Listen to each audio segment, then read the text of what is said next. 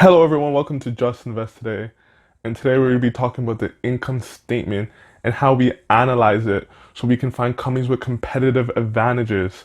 Because when we analyze these income statements, we need to find situations where there's a competitive advantage so we're understanding the company and we can hold it for a long time. So we can look at the income statement and find situations where it has these things about it. So let's go into the first thing and look at the income statement and see what we can find. If you didn't see part one of the video, please go on my channel and look for it. When you look at part one, it talks about the revenues and it talks about the earnings of the company. In this video, we're going to talk about the operating expenses because people don't realize that reducing your operating expenses can drive the company's growth. I feel like everyone forgets about how revenue is not the only thing that matters. The less you spend, the more money you have, the more money you earn, the more money goes back to shareholders, us as investors. So we got to think about it like that. We got to make sure our expenses are not exceeding the profit we make in the company. The operating expense is usually under gross profit on the net income statement. And when we're looking at this is all the hard costs associated with the company. It can come from research and development and making a new product, selling general and administrative stuff, comes from marketing, advertising, salaries, stuff like that, and depreciation costs, interest expense. From if you have debt, you pay on the interest on that. So all of these expenses affect the company's overall profit because you gotta remember, we gotta minus all the operating expense from the gross profit of the company. And that's how we come up with the operating income of the company. So we gotta do this in order to find out how effective is the management using this money. Is it overspending on the research and development, on the selling generated and administrative stuff? We gotta find this out and we're gonna see the margins on this. So let's go and let's see what we can find in this video. The selling, the general and administrative line on the income statement is where the company reports costs from expenses of indirect or direct selling. And this can be traveling costs, can be marketing costs, it can be salaries. And when we add this all up, we gotta make sure this is not going too overboard. Companies that have 85%, almost to 100% of the SG&A costs coming from the gross profit are going to be in very competitive industries, really cost competitive stocks. So we got to be careful of that. So when we're looking at that line, we have to add up all the SG&A costs and we got to divide it by the gross profit of the company. And this is going to give us a percentage of what we'll see the company spending on their gross profit of the company. So if this is just too high, 85%, reaching 90%, we got to be very wary of if this company really has a competitive advantage. Sometimes companies with 80% can still have a very strong competitive durable advantage, but we just got to double check to make sure everything's all right with companies that are exceeding that limit on 85% to 100%.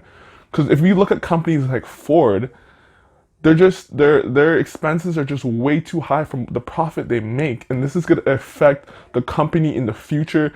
The stock's not going to do a lot because it's not making a lot of money on a profit it's making because it has to keep spending.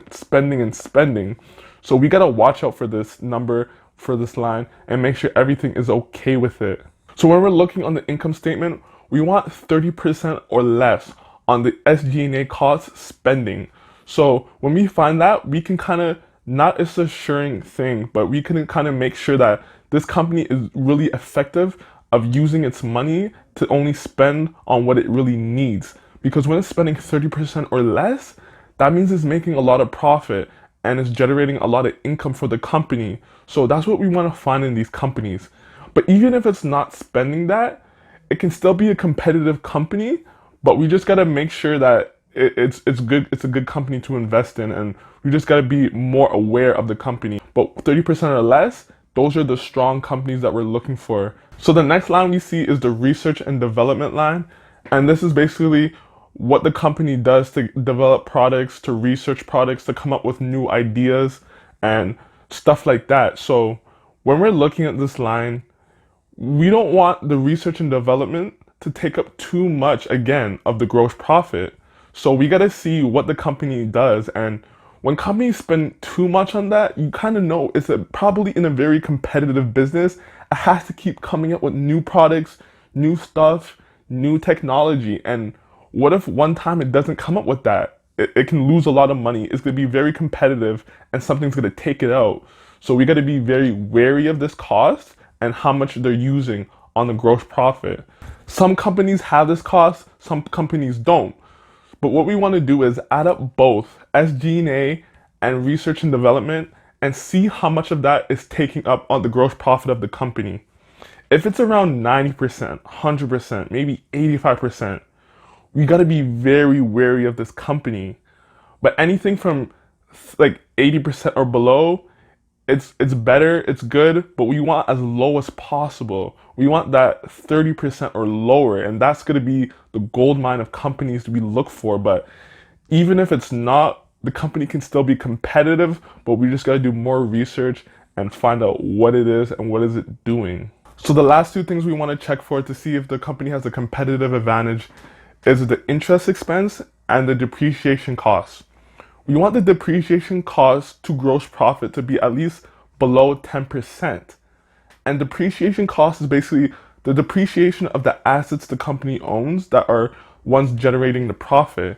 And we got to depreciate that by a certain amount of money depending how long the asset lasts. So when we're looking at that, we got to make sure that's 10% and below the gross profit of the company. And then when we look at the interest expense, that's basically the interest that the company has to pay on the debt. But we got to remember that some companies in different fields are kind of different in that terms of sectors. So some banks might have a lot more interest expense because they hold more debt on their balance sheet. But the general rule is 15% and below on the operating income of the company.